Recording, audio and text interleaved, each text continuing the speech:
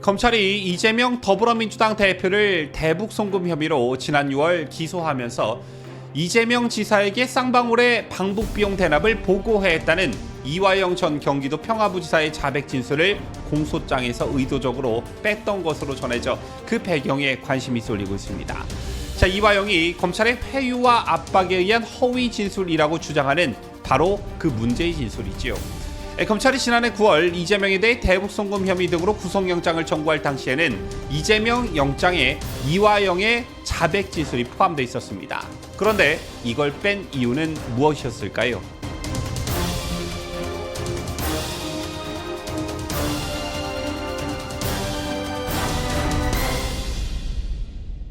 시청자 여러분 안녕하십니까? 뉴스데일리 베스트 민앵커입니다. 지난 6월 이화영 전 경기도 평화부지사가 1심 재판에서 유죄 판결을 받았지요. 징역 9년 6개월의 중형이 선고됐는데 가장 큰 관심거리였던 대북 송금 혐의와 관련해서 재판부는 쌍방울 그룹의 북한 쪽에 보낸 800만 달러가 경기도의 대북 스마트팜 사업비와 당시 경기도지사였던 이재명의 방북 비용을 대납할 목적이었다라고 판단했습니다.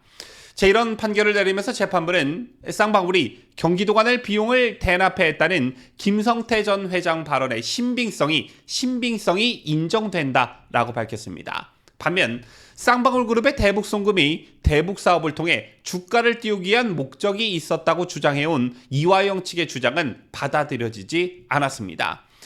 아시다시피 이 사건은 이화영과 김성태라는 인물보다는 이재명의 정치 생명과 관련된 중대한 사건이었기 때문에 관심을 받았었지요. 그리고 이재명과 민주당 측이 가장 예민하게 굴었던 사건과 재판이 바로 이 사안이었습니다. 기억하실 테지만 쌍방울 대북 송금 사건은 이화영의 진술이 자주 바뀌면서 우여곡절을 겪었습니다. 이 과정에서 재판도 지연돼 2022년 10월 기소된 후 1년 8개월 만에야 첫 선고가 이루어졌지요.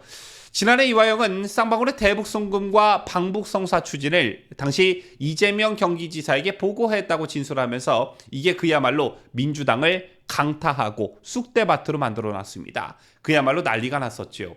자, 그러나 올해 들어 검찰청에서 술판을 벌이고 회유와 조작을 당했다며 관련 진술을 다시 부인했고 이에 따라 법원 판단이 초미의 관심사였습니다. 자, 이 재판부는 수사부터 재판까지 반성하지 않고 비합리적인 변명으로 부인하고 있다라며 이화영을 질타한 바 있고요. 이런 과정을 거쳐 이화영에게 중형을 선고한 것입니다. 자, 그런데 이 중요한 이화영의 진술, 즉 이재명 당시 경기지사에게 쌍방울의 방북 비용 대납을 보고했다는 이화영 전 경기도 평화부지사의 자백 진술을 검찰이 공소장에서 의도적으로 뺐던 것으로 전해졌습니다. 지난 6월 검찰이 이재명을 대북 송금 혐의로 기소하면서 이화영의 진술을 공소장에서 뺐다라는 것인데요. 자, 아시다시피 이 같은 이화영의 진술은 검찰의 회유와 압박에 의한 허위 진술이라고 말을 바꿨던 바로 그 진술입니다. 검찰이 지난해 9월 이재명에 대해 대북 송금 혐의 등으로 구속영장을 청구할 당시 영장에는 이화영의 자백 진술이 포함되어 있었습니다. 2019년 7월 필리핀에서 열린 2차 아시아 태평양 평화 번영을 위한 국제대회 직후 이화영이 이재명에게 쌍방울의 방북 비용 대납을 보고했다는 내용이었는데요. 당시 구속영장에는 이렇게 기재되어 있었습니다.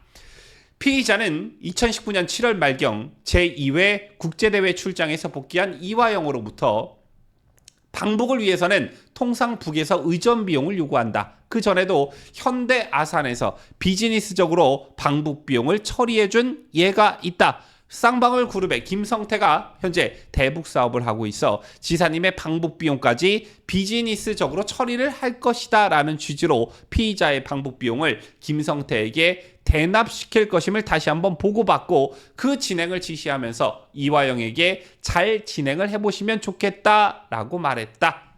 분명 이 내용이 들어가 있었다라는 것인데요. 자, 이화영은 지난해 6월 검찰에서 이같이 진술했다가 이후 검찰의 회유에 허위 진술을 했다고 입장을 바꿨습니다. 당시 이화영의 자백 사실이 언론 보도 등으로 알려지자 이화영의 아내는 변론을 주관하던 서민석 변호사에 대한 해임 신고서를 법원에 제출했고 법정에서 남편인 이화영을 향해 정신 차려라 라고 소리질러 이게 큰 화제를 모으기도 했지요. 자, 그 이후 이화영은 현직 민주당 경기도 의원이 새 변호인으로 선임된 이후 진술을 번복했습니다. 그리고 이재명에 대한 구속영장은 그 직후 청구됐었는데요. 자, 아시다시피 이화영은 자신의 진술을 번복하더니 최근에는 수원지검에서 쌍방울 피의자들의 진술 세미나가 열렸고 이들이 연어회를 먹거나 술을 마시기도 했다는 그런 주장까지 하고 있는 실정입니다. 엊그제 국회 법제사법위원회 증인으로 출석해서도 자, 이 같은 주장을 펼쳤는데요. 어쨌든 그렇다면 검찰은 왜 이 중요한 이화영의 초기 진술을 공소장에 적시하지 않았을까요?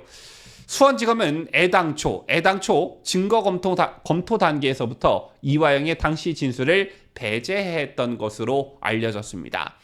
검찰 관계자 그 이유에 대해 이렇게 설명을 합니다. 검찰 관계자는 어떻게 이 씨처럼 진술이 오락가락하는 사람 말만 믿고 제1야당 대표를 기소하겠느냐라면서 이화영의 진술이 아니더라도 이 대표의 대북 송금 혐의는 수많은 객관적 증거와 진술로 법정에서 충분히 입증될 것이라고 했습니다.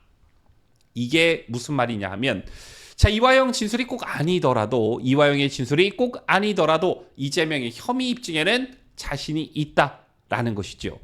자, 실제 검찰은 이화영의 출장 보고서 등 경기도 문건과 김성태 전 쌍방울 회장 등 관련자 진술 그리고 이들의 북한 접촉 증거 등을 통해 이재명이 대북 송금 과정을 보고받고 승인한 사실이 충분히 증명될 수 있다고 보고 있는 것으로 전해졌습니다.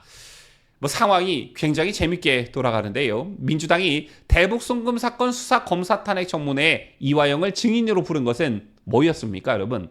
이재명 재판에서 이화영의 자백 진술 신빙성을 흔들겠다는 의미였습니다. 그런데 검찰이 관련 내용을 애당초 공소장에 기재하지 않았다면 이화영의 진술 따윈 이재명 재판에 미치는 영향이 미미할 수밖에 없습니다. 따라서 이화영 진술에 화들짝 놀라 이를 뒤엎기 위해 가지내를 써오던 민주당의 꼬라지가 좀 우습게 된 것이죠. 자, 이재명의 재판을 앞두고 이러한 검찰의 전략에 이재명이 많이 당황하고 있지 않을까 생각하는데요.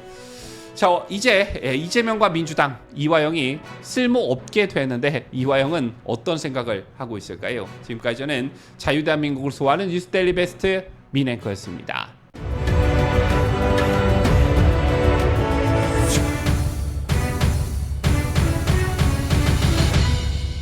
함께해요. 뉴스데일리 베스트